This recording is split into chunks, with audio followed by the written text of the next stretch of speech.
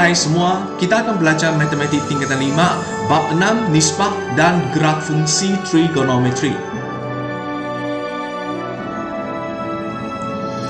Standard kandungan 6.1. Nilai sinus, kosinus dan tangent bagi sudut theta antara 0 sampai 360. Standard pembelajaran 6.1.1. Membuat dan menentuskan konjektur tentang nilai sinus, kosinus dan tangent sudut dalam sukuan 2, 3, 4 dengan sudut rujukan sepadan.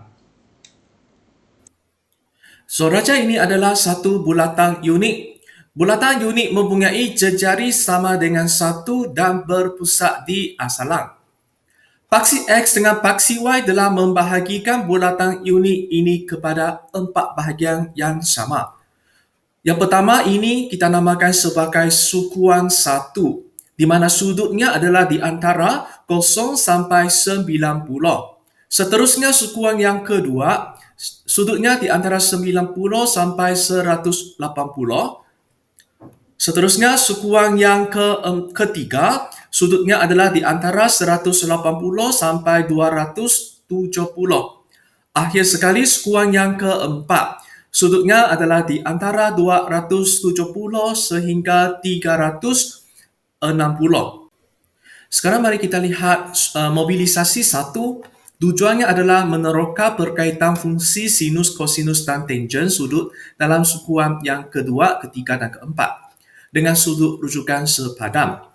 Okey, tuliskan hubungan antara sudut rujukan sepadan alfa. Okay, kita akan isikan di dalam jadual ini nanti.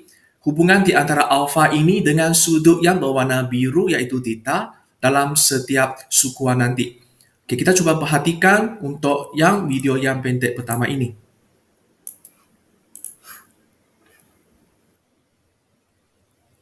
Okay, di sini kita boleh nampak di mana sudut alfa ini atau kita namakan sebagai sudut rujukan sepadan adalah sama dengan 30. Sudut rujukan sepadan alfa ini, ingatkan dia adalah sentiasa kurang daripada 90.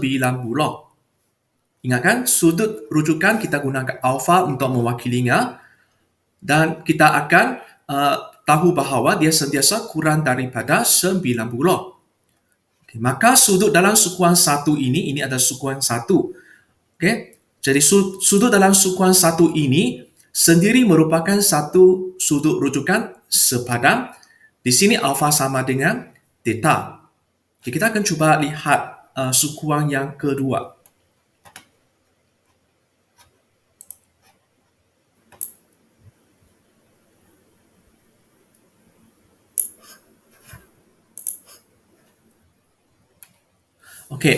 Kalau kita tengok dekat sini, sukuan yang kedua ini adalah 180. Ini adalah sudut dalam sukuan yang kedua.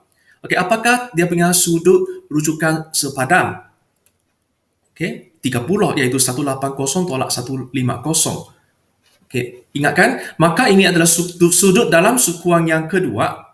Untuk kita carikan sudut rujukan sepadan alfa ini, kita perlu buat langkah kerja ini, iaitu 180 tolak dengan sudut yang berwarna biru. Theta ini, kita akan dapat akhirnya 30. Kita akan cuba lihat satu contoh. Misalnya, contoh ini dalam buku teks. Kita akan nampak bahawa 138 ini terletak dalam sukuan yang kedua. Maka kalau kita nak carikan sudut rujukan sepadan alfa, apa perlu kita buat? Kita gunakan 180 tolak dengan 138 untuk mendapat jawapannya 42. Dan di mana ini adalah sudut rujukan sepadan selalunya kurang daripada 90.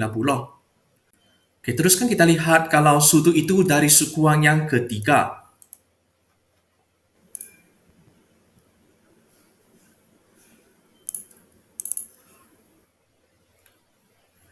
Di sini adalah 210. Sudut ini adalah sudut di dalam sukuan yang ketiga. Untuk kita carikan sudut rujukan sepadan, apa perlu kita buat? Kita perlu gunakan 210 ini tolak dengan 180 untuk mendapatkan 30. Maka, kalau sudut itu adalah dalam sukuan yang ketiga, ingatkan apa yang perlu kita buat. Kita perlu carikan alfa dengan menggunakan theta, iaitu sudut itu tolak dengan 180. Kita tengok satu contoh. Misalnya, contoh ini 239 terletak dalam sukuan yang ketiga. Betul kan? Jadi berapakah sudut rujukan sepadam? Apa yang perlu kita buat dekat sini? Langkah kerja adalah 239 ini perlu ditolak dengan 180 untuk mendapatkan 59. Jadi 59 ini merupakan sudut rujukan sepadam, di mana dia selalunya kurang daripada 90. Teruskan kita lihat sukuan kalau itu adalah sudut dari sukuan yang keempat.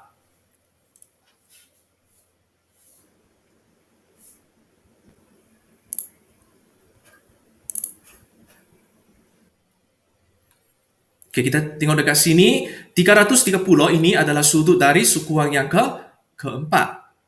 Maka apa yang perlu kita buat? Kita perlu gunakan 360 tolak dengan 330 untuk mendapatkan sudut rujukan sepadam 30. Maka kalau mana-mana sudut dari sukuan yang keempat, kita perlu gunakan 360 tolak dengan sudut sukuan keempat itu. Kita akan tengok satu lagi contoh dekat sini.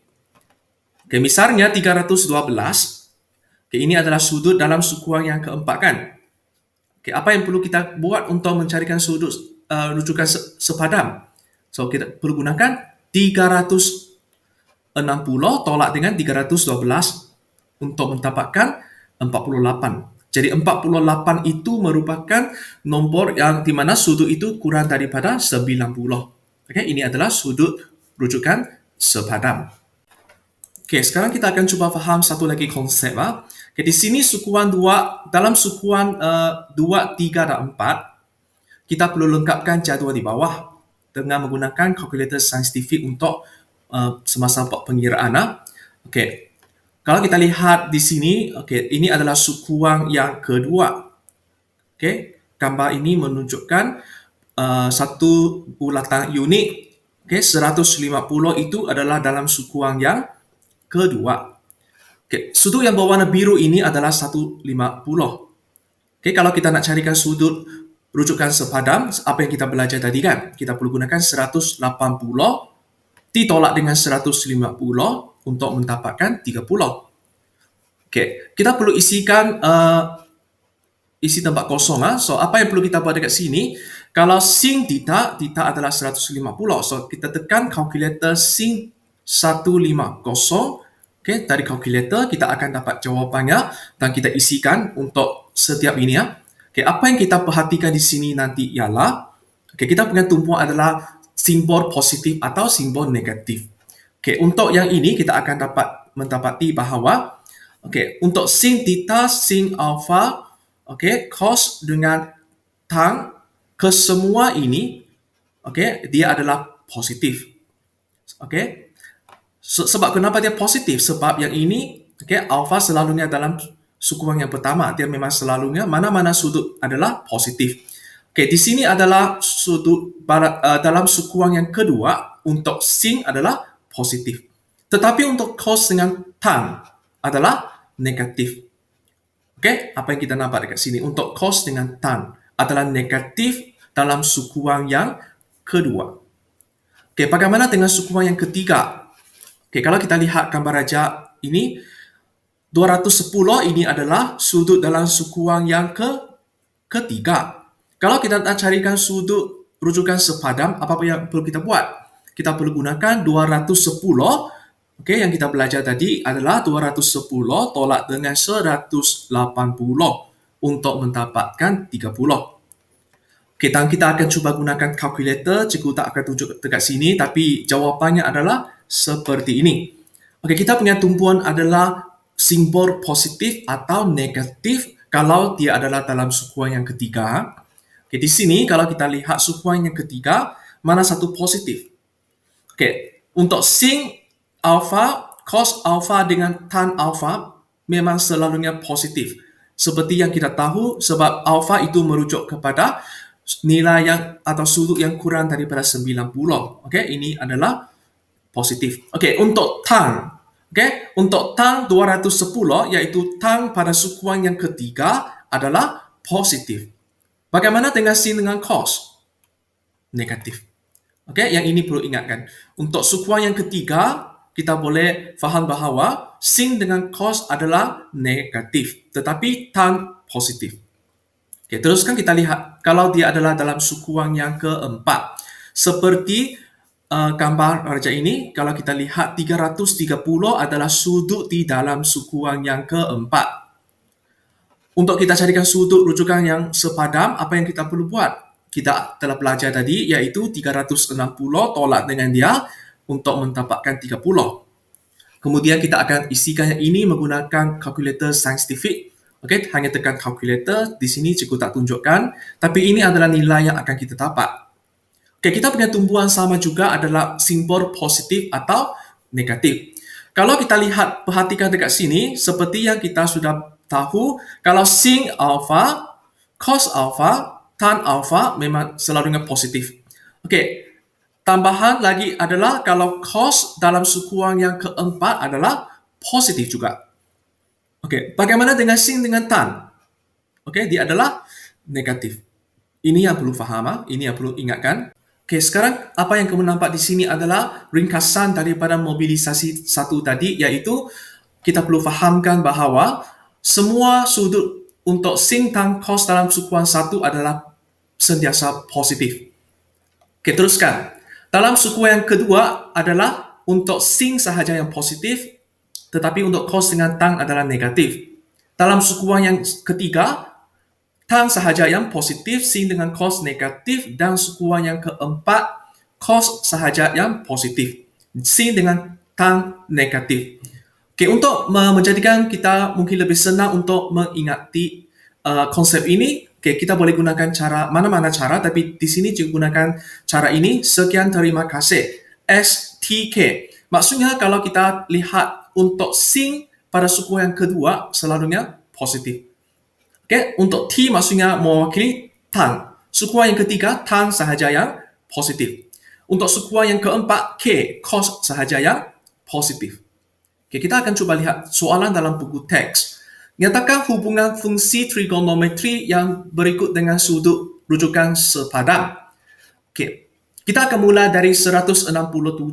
Kita fahamkan ini adalah terletak dalam sukuan yang kedua. Okay, sukuan yang kedua untuk sin adalah positif. Maka jawapan akhir adalah positif di sini. Okay, tetapi kita perlu carikan sudut rujukan sepadam, iaitu 180 tolak dengan 167. Kalau kamu masih ingat, kita perlu tolak menggunakan 180 untuk mendapatkan 13. Ini jawapan dia. Okay, teruskan kita lihat soalan B. Okay, soalan B adalah cos 258. Okey, 258 adalah sudut yang terletak dalam sukuan yang ketiga. Okey, kita faham dari sini sukuan yang ketiga tan sahaja positif. Tetapi di sini diberi cos, maka kita perlu letakkan negatif di depannya.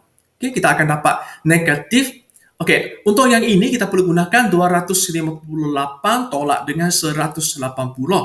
Okey, ini perlu fahamkan juga. Ingatkanlah, so untuk kita dapatkan jawapannya negatif cos 78. Okey, ini adalah jawapan soalan B. Kita teruskan lihat soalan C. Okey, soalan C adalah tan 349. 349 adalah sukuan yang keempat.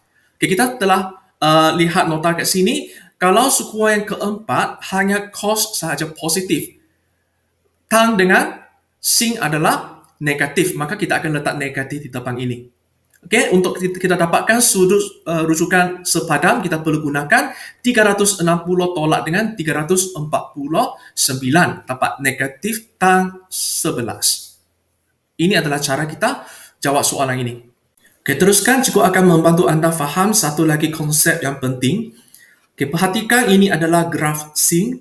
Okey, yang ini adalah sin. Okay, graf sin selalunya bermula dari origin, iaitu asalan. Okay, titik yang berwarna merah ini adalah 10. Okay, berikan tumpuan pada titik ini dengan nilai sin data. Okey, nilai ini akan berubah, okey, dan dia akan ikut nilai y. Selalunya akan ikut nilai y dalam semasa cikgu bergerakkan titik yang berwarna merah ini. Okey. Cuba perhatikan semasa dia bergerak ini 1/2, 1/2, dia akan ikut nilai y. Okey. Selalunya dia akan ikut nilai y semasa saya bergerakkan dalam satu bulatan. Okey, perkara yang kedua, sekarang kita tukarkan kepada cos. Kalau cos, perhatikan titik yang ini dengan cos theta. Okey, dia punya nilai cos theta selalunya akan ikut nilai x. Tadi adalah nilai y. Kalau sin, sekarang cos dia akan ikut nilai y. Dia akan ikut nilai x. Okey, perhatikan semasa cikgu buat pergerakan ini.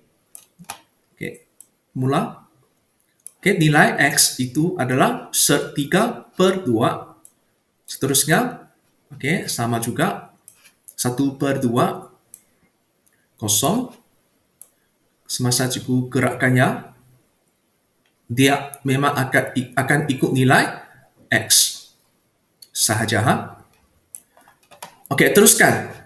Kalau kita pergi ke graf satu lagi iaitu tan.